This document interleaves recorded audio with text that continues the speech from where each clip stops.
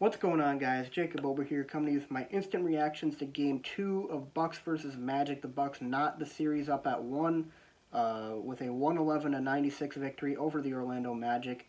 My biggest takeaway from this game, the effort was much, much better in this one than it was in the previous game. I think that was the biggest issue with the Bucks Game 1 performance. Of course, the Magic were shooting the ball pretty well, but the Bucks just didn't seem to have much of a solid effort overall. It was just they seemed rather lazy, lackadaisical. You could call it whatever you want. They just weren't playing like we know they can. And today, we saw almost a complete 180 in that effort department. They came out, they limited the Magic to 13 points in the first quarter. They held the Magic to like a 3 for 27 start from the field, which I don't remember if that was actually the number, but it was something close to that. They just played with an effort and intensity on the defensive end of the court that was, we did not see in the first game. And that was really the big difference maker in this one for the Bucks. They held the Magic under 100 points. Really, really strong effort from them on the defensive side of the ball. I said that like it was a football game. Why did I do that? But there were still some negatives for this game. The Bucks didn't look totally unbeatable without any flaws in this game. One of those was Chris Middleton's poor shooting performance. Hasn't really seemed to be himself since the bubble started back up. He was 1 for 8 with 2 points in 31 minutes. I would argue it was probably one of the worst performances of Chris Middleton's career. In a playoff game, to shoot that poorly, it just can't happen, I guess you can get away with it against a team like the Magic, but you're not going to be able to get away with it when we have to play the Heat, when we have to play the Celtics, when we have to play the Raptors, should we move on from the first round, of course.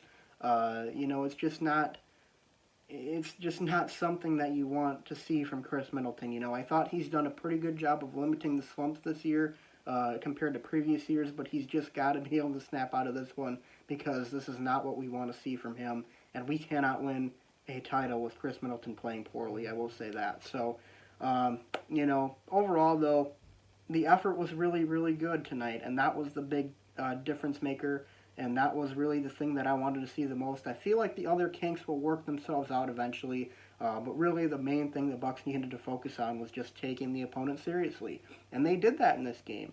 And I applaud them for that because that is, they just cannot come out and not take their opponent seriously like they did in the first game. Giannis, though, 28 points, 20 rebounds. He had a pretty good game for the most part.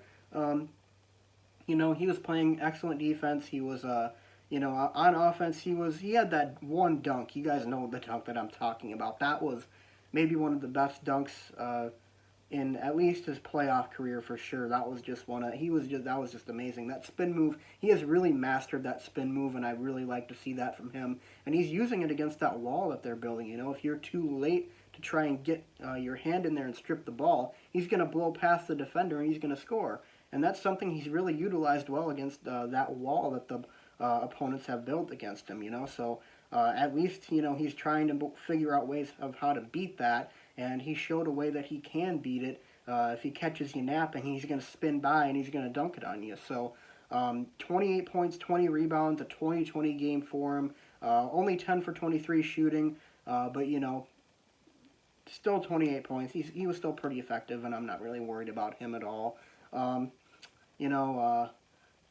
than that, I'm not really sure what else to say. It was just a pretty good, solid victory for the Bucks. I'm really glad they finally got a win here, and there was a game where I can actually feel good about them because they really haven't had a game that I've felt good about, except for maybe the Celtics game to open it up since the bubble started, or the Heat game, the second half of the Heat game.